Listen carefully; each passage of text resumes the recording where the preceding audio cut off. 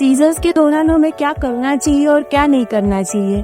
Yes, so I think ये बहुत ज़रूरी है जानना कि क्या करना चाहिए, क्योंकि अगर आज के ज़माने अगर आप बात करें तो हम लोग कहीं भी जा रहे हैं ड्यूरिंग रोड्स, हम लोग कहीं ट्रैवल कर रहे हैं और बहुत लोगों को इतना पता है कि अगर कोई पेशेंट अरेस्ट होता है, कार्डियक अरेस्ट हो जाता है, तो हम लोग उसको पंपिंग करते हैं। वो सबको शायद पता है अभी कि क्या करना चाहिए, लेकिन अगर हमारे सामने हमारे बाजू में कोई को सीजर्स आता है तो we don't know how to react.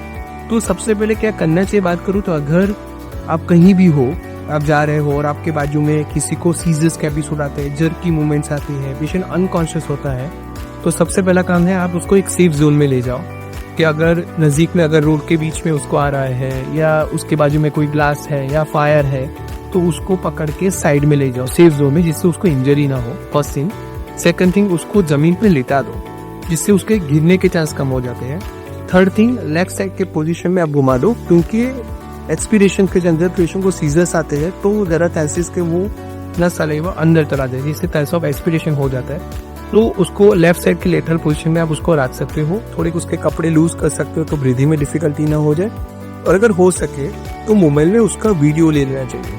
तो क्योंकि कि जब इसको एपिसोड होते हैं, अगर आपने उसका वीडियो लिया तो जब आप डॉक्टर को कंसल्ट करते हो तो हम लोग वीडियो से, जैसे हमने बताया कि क्लिनिकली डायग्नोसिस है एपिलेप्सी का, तो अगर उसका वीडियो से हम लोग बता सकते हैं कि उसको सीजर है कि नहीं, और सीजर है तो कौन से टाइप का सीजर है, तो वीडियो ले लेना चाहिए।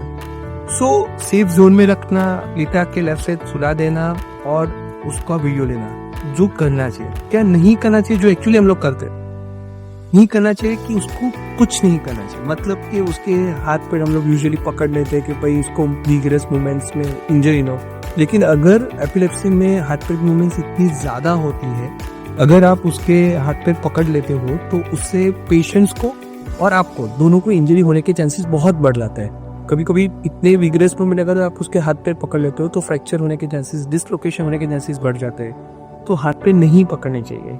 बहुत सारे लोग ओनियन है, शूज है, वो सब सुंघाते हैं, मुंह में पानी डालते हैं, वो सब नहीं करना चाहिए। अगर ये एपिसोड्स में आप उसको कुछ दे रहे हो, already patient is not responding, तो उसको एस्पिरेशन होने के चांसेस ज्यादा हो जाते हैं, तो वो नहीं डालना चाहिए मुंह में कुछ भी। और ये कोई भूत प्रेत ऐसी आत्मा नहीं है कि आप उसको सूंघा के मतलब आपको लगता है ये ठीक होने है। This is definitely a neurological problem. तो उसमें ये किसी को ओनियन या कुछ देने से ठीक नहीं होने वाला है। वो एक एपिसोड है जो मैक्सिमम 4-5 मिनट तक चलता है, वो अपने आप 4-5 मिनट में नॉर्मल हो जाएगा। तो ये सब नहीं करना चाहिए।